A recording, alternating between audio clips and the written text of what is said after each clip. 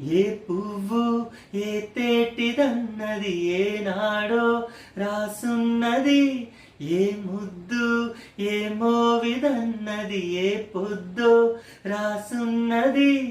బంధాలై పెనవేయు వయసుకు అందాలే దాసోహమనగా, మందారం విరబూయు పెదవులు మధువులనే చవి చూడమనగా, పరువాలే ప్రణయాలై స్వప్నాలే స్వర్గాలై ఎన్నెన్నో శృంగారలీలలు కన్నుల్లో రంగేలి అలడెను.